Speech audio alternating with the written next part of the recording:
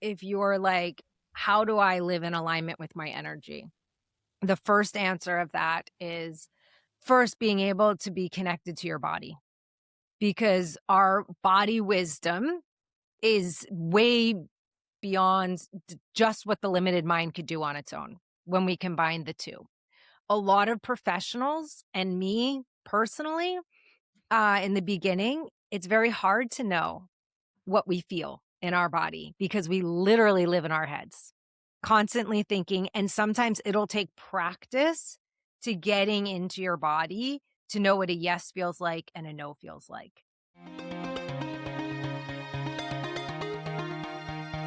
Hey, it's Amy. Welcome to Create Magic at Work, where we cast visions for a future of work where business decisions ripple outward to our teams, our communities, the planet, and humanity as a whole. If you're ready to edge walk instead of sleepwalk through your leadership, you're in the right place. So let's start making magic at work. Hi, everyone. Welcome back to Create Magic at Work. Today's guest is Chelse Szabo. Chelse is an executive coach, speaker, and founder of Personal Energy First, where she helps high performers, leaders, and teams understand the connection between their internal energy, their impact, and how they feel in their work and life. With over 15 years of experience in corporate coaching and training, plus a long personal practice in breath work and energy-based work, she helps people prevent burnout and sustain performance by building internal capacity and becoming more aware of how they're actually showing up under pressure. Chelse, thanks for coming on to Create Magic at Work and talking to all of us about the work you're doing in the world. Welcome. Thank you so much. It's nice to be here. So I wanted to start off asking you, because it's big and bright on your website, which I keep raving about, that I love, because I love all the colors and the way that you shine. You have this like glow about you. One of the things that you say is the problem with success that is not aligned with your energy. And I think a lot of us in the workplace that are hyperachievers know what that feels like, because we're in this environment of achievement most of the time. And when we succeed, we're expecting this feeling to happen or something to shift, but then it doesn't. And it's kind of like, oh, well, that I guess that felt good for like 5 seconds, 10 seconds maybe. And then it's like, okay, so I guess I'm going to try to achieve something else and feel successful in that way. And on we go on the hamster wheel. Yeah, that hamster wheel, the dangling carrot. And one other thing I want to clarify is when we talk about energy, just think about it as inner motivation or inner forces. And when we have success in an area that we've been pursuing, it is absolutely in alignment with one of the energy drivers within our body, one of the forces within ourselves. The question is it learned and influenced from external, or is it the truest, purest motivation and force within inside of us? When we start becoming aware of all of the intricate elements of our personal energy, we get to have more clarity around where it's coming from and why. And then we can decide, yes, if I go after this dangling carrot, it is in true alignment, which means that it really is aligned with my purest expression and what I'm going to enjoy. And verse, I'm just checking this box because society, because culture, because it was a dream of mine that I maybe outgrown. And so many people can relate to that of I've dreamed of this promotion and now I've gotten it. And a few things happen. Either we get the promotion and we expect it to be really exciting, and then it feels rather kind of like flat. And then we just move on and we go to the next thing, right? Or it happens and it feels flat and we pause and we ask why and we get off that hamster wheel. But until we ask why and we consciously see the disconnect, also something else that happens is we want something And by the time we get it, we're already on to the next thing. So we don't even realize that there's a disappointment gap because that thing's not even important anymore. Interesting. How do we get that clarity? How do Yeah. we pause? I mean, what if we're at a job where we're literally given a quota every month that we have to achieve to earn our paycheck? And we're in this corporate machine that we've signed up for because we have families, we have kids, we have bills to pay. How does that fit in? This is where that black and white thinking comes in, where people are like, I'm either like following my heart and I'm writing or I'm doing Yeah. poetry somewhere and, it's something that's not going to pay my paycheck. Or, we have this fantasy dreams of what following our heart means and really being aligned with ourselves and following our heart isn't massive, big changes. It's usually just one decision at a time. And it can be so little like I'm in my corporate job and I've got a meeting that I have to be at and I have to pee. Do I not or do I? And it's just those little things, or I'm hungry, but I feel like I need to knock this thing out. Do I get lunch or do I just keep going? And I'm not talking about this from the fact of the mental element of what's healthy and what's not, what's good and what's not. It's literally listening and feeling in your body and knowing I'm being pulled towards this or I'm pulled towards that decision by decision and making it a yes to whatever is in alignment for me in that moment. Would you say honoring the call of your body if you have to go to the bathroom would be most aligned rather than ignoring it? I mean, and here's the thing. One of the things I practice is it's not what you do, it's the force and energy and driver behind it in which you're doing it. So, and it sounds like such a silly example with using the bathroom, but I'm telling you, I've had to coach many clients over the last 15 years of how to prioritize basic needs, such as going and using the restroom. No, But I what think I it's a would great say, example. and what I would say, there's so many different forces, right? There is the biological element of I have to use the bathroom. But then in that, there could also be the story of if you use the bathroom, X, Y, or Z, if you don't X, Y. So what happens is we're in power when we can hear and feel all of the information coming to us. There is a part of us, some people call it the spiritual self, the higher self, the soul self. I just say it's the part of us that sees clearest before all the shit in life happened and gave us some bumper stickers that go on top of us. But that part is always available. And it's the witness inside of us. And for somebody that doesn't make sense to, I would just say if you take a moment and you just start breathing and just noticing the breath coming in the nose and coming out, the part of you that's witnessing it is that part that we're trying to make decisions with, the part that's watching it happen.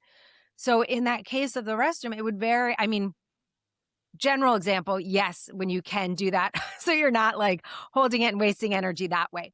But there might be a time where that purest part of you is like, no, for this moment, I have to skip that because of X, Y, or Z. And it's a feeling, it's not this deep thought. So to summarize your question, if you're like, how do I live in alignment with my energy? The first answer of that is first being able to be connected to your body because our body wisdom is way, I would say, beyond just what the limited mind could do on its own when we combine the two. A lot of professionals and me personally, in the beginning, it's very hard to know what we feel in our body because we literally live in our heads, constantly thinking. And sometimes it'll take practice to getting into your body to know what a yes feels like and a no feels like. So, an exercise I do with people is I want you to think about somebody that you really love or something that you really love. And Amy, you can do this. So, just think of a person, a place, and then I just want you to like really visualize it and notice in your body what sensations you feel. Yeah, so I'll think of I right away went to Mr. Bingley, my Cavapoo. Sorry to my Yeah, boyfriend. Oh, oh, and it's just the warm, fuzzy, happy, yeah. And if peaceful, you go even comforting. deeper, yeah, so if you go even deeper to the literal sensations, like you said, warm, is it expansive? Is it contractive? Is it tight, fast? Like if you had to describe it and think about like in your body, what does your body feel like when you think of your dog? Peaceful, calm, Mm. tent, like a rested state. Think about like the muscles. They're softer, you're saying Mhm. rested, Relaxed. um, relaxed. And then it's usually there's either an expansion feeling or a contraction feeling like tight. Is there one that you feel when you think of Definitely him? not tight, definitely Uh-huh. expansive because it's encompassing he and I. So I want you to view that as like, that's what a yes feels like in my body. And then I want you to think about something that you don't like. Please don't go to like the worst thing that ever happened in your life. Like go to like an ice cream flavor you don't like or a vegetable or, just something basic. You're like, oh, I don't really like that. That's something I wouldn't want to do. Like just think about that thing and hold it in your mind. And Okay. then notice in your body how it feels. So I'm thinking of I don't know why this just came to me, running a marathon. Mhm. Do you That does run? not. Are you usually a No. runner? No, Okay, my perfect. That's a actually, great. yeah, and it's making it worse because I do agility with Bingley, dog agility, and my Mhm. knee is kind of injured right now, and so the thought or the Yeah. people that wake up on, like, Thanksgiving and, like, run the marathons, I'm just like, "Don't ever ask me ever to do You're something on the like sideline. You're that." cheering them on. Yeah, I'm on So the when you drinking think team. about Just kidding. so when you think about that, what happens in your body? What is the sensation that you feel? Not for me. I Mm. feel like a So that's closed a off in my solar yeah, plexus area. closed off. Maybe Mhm. is it tight? Is it It definitely feels a little more tightening when I think of it, like, don't even approach me with that. okay. Okay. Yeah. But you can feel the difference, right? Between like the first one would have been representative of a yes, and then the second would be a no, like I'm not, right? Like there's a bit of a closed off. The more we can read these signals throughout the day, the more alignment we can stay with our personal energy and our Mhm, energy that's driving us. So I'll give you an example. I had a client and it was after hours, 8 o'clock, and they had something come in for work that mhm. they had to do and get done that evening. And of course, the first feeling is, oh, I don't want to do this. No, I don't want to do this, right? This goes back to your example of, but what if you have to? And then the question is, how can you make it more of a yes? How can you make it more in alignment? How can you soften that no? Not by changing the story, but changing the experience. And in that case, what they did was they ended up working in their favorite room in the house. They put on music they liked. They wore their pajamas. They had on their comfy slippers. They, made their favorite tea. That's more in alignment with what they needed. Versus if they weren't thinking that, typically they would have just launched in, done the work. It would have drained them. They didn't feel supported. They get it done. And then the next morning, they're kind of like grouchy about it. Interesting. You know what I hate doing for work is all the accounting and bookkeeping of running your own Uh-huh. business, and inevitably, I put it off. But on days that it's raining or the weather's bad, I'm like, "Oh, this is the day I do this," because I'm stuck inside the house anyways, and I try to make it a little bit exactly what you said, a little bit more pleasant to do that task.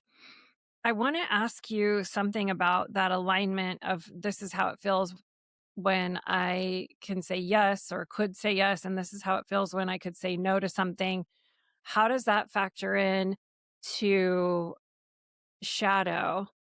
Are you familiar with Carl Jung's philosophy about the shadow and if something is giving me a reaction, like if I'm talking to you and I'm experiencing some sort of reaction that's even repelling me, then it might be because I'm recognizing something in that person that's actually within me that I've discarded or I'm not paying attention to. So, how does that factor into our decision making when we're interacting with people, work? Because Yeah. sometimes I'll interact with people and be like, "Ugh, I don't even want to meet with this person." And Yeah. then I meet with them and I start talking. I'm like, oh, I wonder if that was my ego coming up trying to block meeting with this person, and all of a sudden there was Yeah. this magical experience. Oh my gosh, and all these synchronicities that occurred if I hadn't Yeah. met with them. Yep. And this work is a practice. It is not as clear as like black and white. This is a yes, I'm definitely going to do it. This is a no, I'm definitely not going to do it, which is like the example of work that we gave, right? And sometimes fear, sometimes past history, all of that gets in the way and it creates a certain feeling that would come off as a no, right? So when you do this Mm, work of what feels aligned or what doesn't feel aligned, oftentimes if it is a very strong no, like you're like, oh, there can be some things that we need to explore, and the shadow and elements could be within that. And that is why it's a practice, because I'll give you an example. So when I was 19, I had Hodgkin's disease, lymphoma. I was in a bad car accident when I was 17. So I have this story of life is unsafe and I could die. And you could call it ego, inner critic, your mind, whatever part of you want to name it, uses that story of I'm going to die to try to prevent me from doing things. And because I've done this practice so much, I now know if I have a fear that I'm going to die, I get really excited because it means I'm at the growth edge of something really beautiful and I should do it. But when you do this work so long, the no's start to have different flavors. And then you can be able to tell through the current of the energy, the flavor, the texture, the feeling of it, like, oh, this is that fear trying to hold me back. So it is a yes, and I'm going to keep going. Or, oh no, this is legit. It's neutral. I know this is a clean no for me. But you can't do that until you get into your body and start playing around with it. And sometimes there's going to be lessons where you have to say, yes to a no to figure out those individual flavors. how do you walk back an answer you gave, a yes or a no, where after you sat with it, realize, ooh, I should have said no to that? Well, twofold. One, you can be proactive and make sure that if you're starting to live life this way, where you really want to know, like, is this a yes for me or is it a not before I accept this? The more space you can give yourself from a proactive standpoint is even better. So if somebody asks you, hey, can you help me move on Saturday? Instead of just saying yes, just say, let me think about it, or let me check my schedule, or I know you need help. Just give me a moment. I'll get back to you. So that's the first level. Wherever you can give yourself room to make a decision, that's great. Let's say you missed that, you said yes, and now you're backpedaling. I think honesty is the easiest path, which sounds so cliche, but not just honesty with that other person, but first the honesty with you. And you might not tell them that whole story when you do go back. And you have a choice. You can say, I'm going to learn this as a lesson that now I know that when I have this feeling, that means I don't really want to do something, but I'm going to go help them move because I already said yes and I'm going to stick with it. But in the future, wow, look at that lesson. I've now learned that this is what the feeling is. Or you can, in fact, go back and say, hey, you know what? I've really sat on this and I've just been X, Y, or Z, whatever the truth is. I'm so wiped from this weekend and I really wish I could. You could say, maybe if you feel comfortable, I can't do the full day, but I can do an hour. But the element is that you are being true to what you feel inside. Hmm. Even if that is, I'm gonna do it though I don't want to because I've gotten a lesson, and that's the truth that I'm carrying, that next time when I get that, I in fact will know not to say yes. Tell us about how you're bringing your work into companies.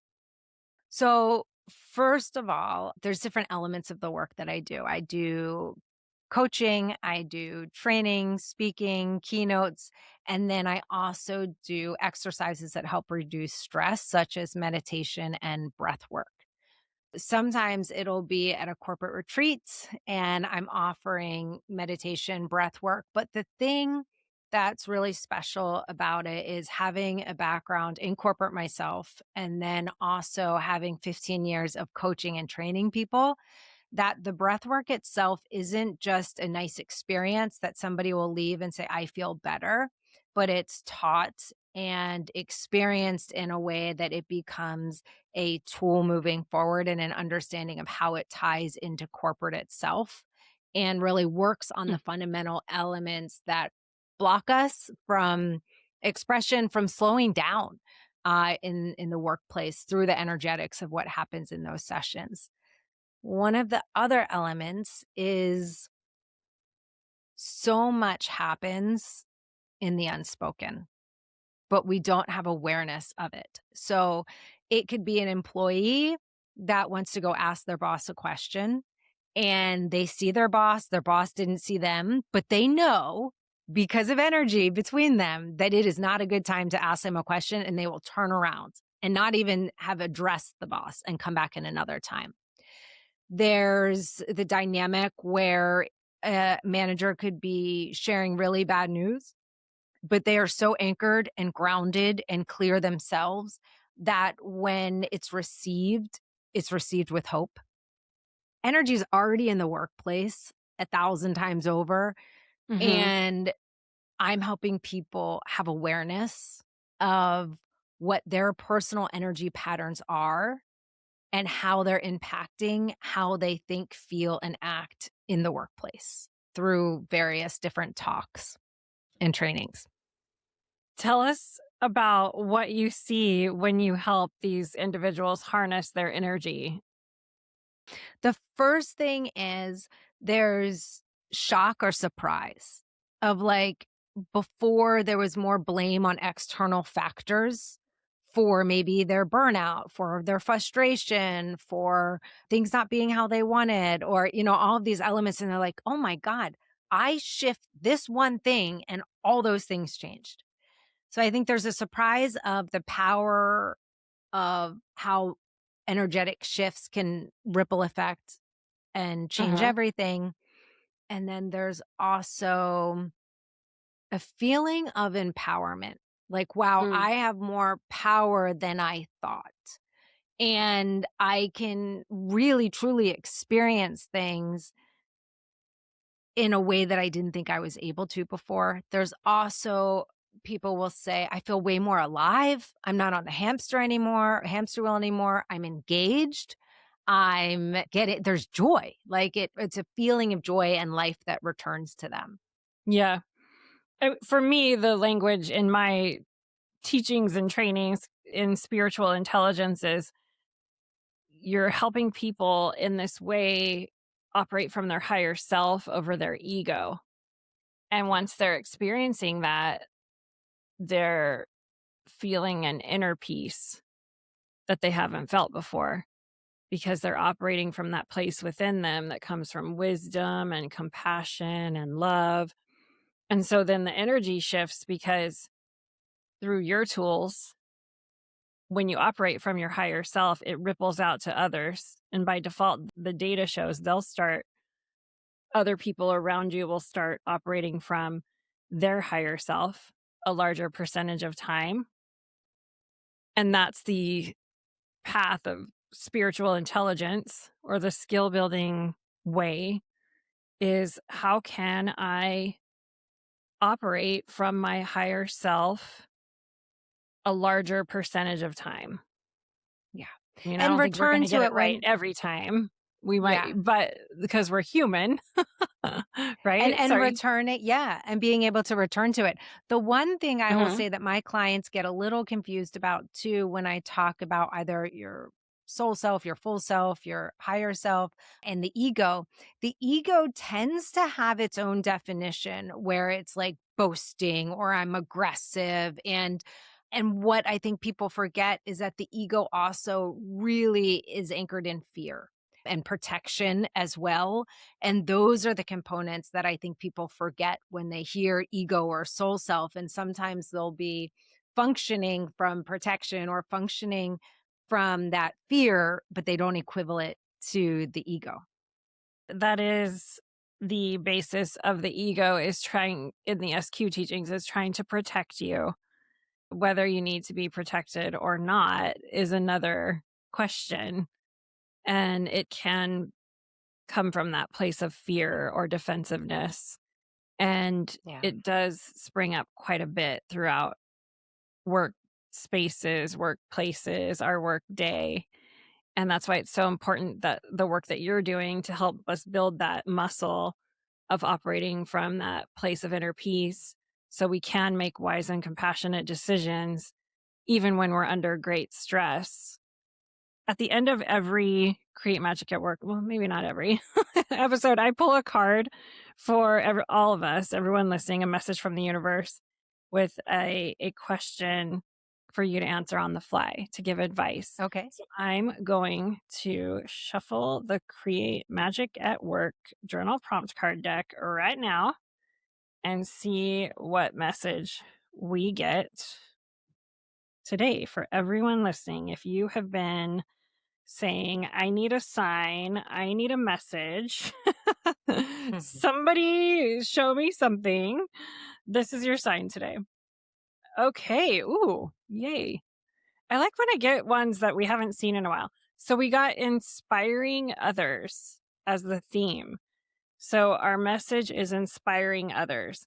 And the affirmation is I make it a point to deliver good news in the workplace. I make it a point to deliver good news in the workplace, inspiring others.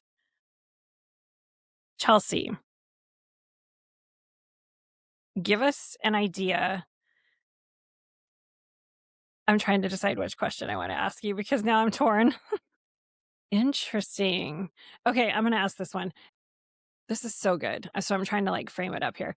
So you hear, especially in not all the time, but some people in the entrepreneur space say, I did this all myself. I did this all by myself. What are some ways that we can recognize people in our lives that have contributed to our success? So a few things come to mind at first. I think for someone to say, I did this all by myself, I don't think we ever do anything all by ourselves. And I think my first question would be, why is it important to you that you know that you did it all by yourself? What are you gaining out of that? And what are you gaining by other people knowing that? I don't, that's the first, just top Mhm. comes up. But I it, would be like, so what are you missing? Because you said nobody ever does it. We don't. So who are you yeah, missing? Right? Like with this question. yeah, So now who can yeah. you? Yeah, yeah. Who have you not thought about? Or take the project and think about all the hands that were involved in that. One of the things that I do probably every 3 years or so, I look at my top 3 achievements, and then I do like a chart, and I list all the people that contributed to that, big or small, right? Like it could have been my boss that was a mentor, and he helped me do X, Y, or Z. And in that same line of people helping, it could be my babysitter for my kids that allowed me to, there's so much that goes into that one small achievement to making happen. And then I will send emails and thank those individuals for the things that they contributed and just letting them know how much I care and appreciate them. So I think that's one tool. Just 3 things that you're really proud of from this year or from the last 6 months, and then backtracking who was all involved to make that happen for me. I love that. That is a Um, great tip. and then one of the other things is just it's a very basic idea, but just thanking people in real time for what they're doing. So every day, people are contributing to what you're doing, whether it's even just somebody who prepared your food at the restaurant or whatever. But just think about it, almost if you had like 3 pennies in one pocket, and then by the end of the day, they have to be in the other pocket and they move every time you thank somebody for what they did. But just noticing that. The one thing I do before we close out, I just want to Mhm, share the idea of inspiring other people. How do you mhm. inspire? I think one of the biggest misconceptions of that is I have to do and I have to act in order to inspire people. I have to perform, I have to achieve, I have to do this thing that I'm hanging my hat on, or I have to say nice words, or I have to write like I've done something. And the absolute truth is, I've seen the biggest moments of inspiration and impact is when you're not intentionally doing something other than what you love to do or other than being yourself. And I'll share this. I was running, I live in Santa Monica. I was running to the beach with my dog, and there was this woman in front of me, and she was decked out in the most beautiful, brightest colors. And she was running and she was dancing. And I was just loving her vibe, and she inspired me so much to just feel joy, to like live the most of every day. I ran up and I wanted to share that with her. I wanted to let her know how she made me feel, but Mhm. she wasn't intentionally doing that. And I think it's so important for all of us to remember, because we're always focused on other people. Inspiration comes more when we're in our truest connection to ourselves and just being. It's that Marianne Williamson quote, "Our deepest fear is our light." I mean, I'm paraphrasing Mhm. it, but when we step forward and let our own light shine, it gives others permission to do the same. Amazing. Well, Chelsea, thank you so much for sending some magic today to everyone. How can people connect with you if they want to learn more about you and your work? Yeah, absolutely. So my website, which is personalenergyfirst.com, is I'm sure you'll have links below with that. Mhm. And on there, if you're curious about your personal energy and you want to learn more about it, there is a quiz to figure out what your dominant energy pattern is, and really great videos and journaling, that journal prompts that you'll receive as you go through that experience. So that's on the website. And then Energy with Chelsea is at YouTube, where there's meditations and there's exercise and insights that, as you learn to work with energy, how you can nurture it and learn to manipulate it in a beautiful, healthy way to support and align with where you're meant to go. Amazing. That personal energy quiz, I'm gonna go take it. It sounds like a really cool tool to have in your tool belt for operating from higher self, checking in, all of those things. So everyone listening, check out Chelsea's work, take the quiz. And Chelsea, thank you for being a guest today. Beautiful. Thank you for having me, Amy. And thank you, everybody, for joining us today on here. I want to thank each and every one of you for being here as we explore what it really means to create magic at work. If this conversation resonated with you, or if someone came to mind while you were listening, share the episode with them. Help others who are looking for these types of conversations find us. And don't forget to follow, subscribe, rate, and review so you're notified when the next episode airs. Until next time, keep edge walking, keep challenging the way things have always been done, and keep making magic at work.